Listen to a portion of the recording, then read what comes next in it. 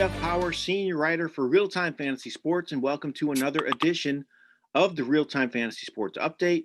On today's show, I'm going to give you my Sunday morning update for Week 8 of the NFL season.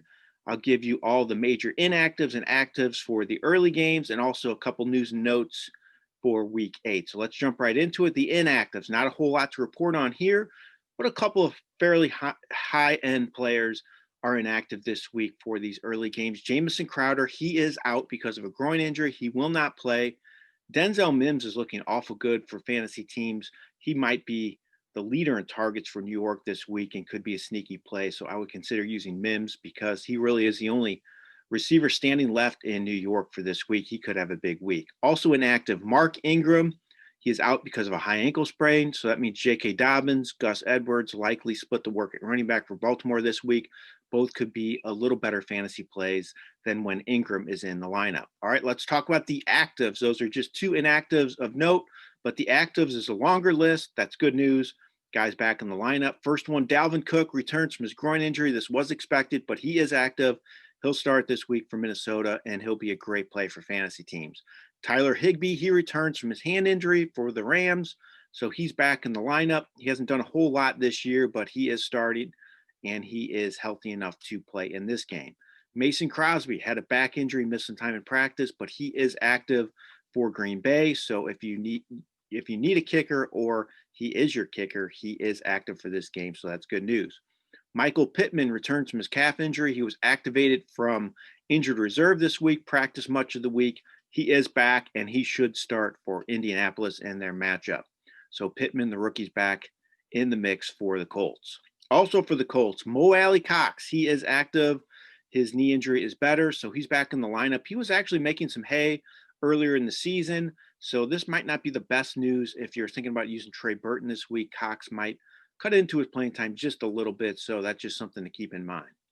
Damian Harris, he is active for the Patriots. Patriots have a lot of players out this week, but Harris is active. His ankle injury is good enough for him to play in this game, and he could get a big workload with so many players missing on the offensive side of the ball. And then lastly, Frank Gore, he is active. He missed some practice time this week with a hand injury, but he's active, and he should split the carries with Perrine at running back this week for the New York Jets. So Gore is active.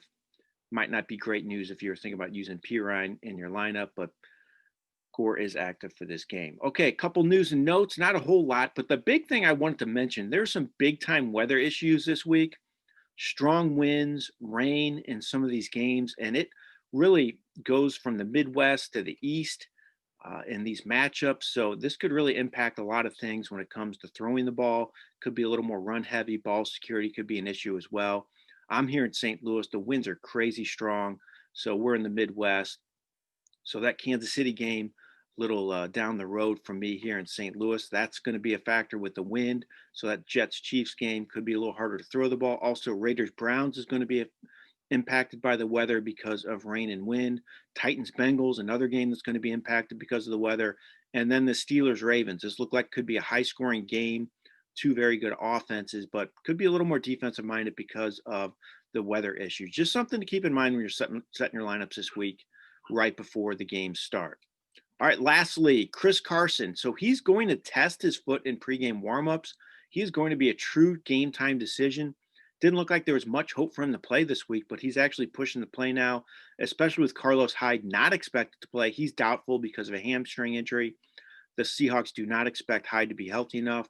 That leaves DJ Dallas as really the last man standing for Seattle if Carson's not able to play. So Dallas could be a sneaky play for fantasy teams in DFS, but Carson's really going to push to play, and he has a legit chance to line up and be ready for the Week 8 game. Something to keep an eye on this afternoon.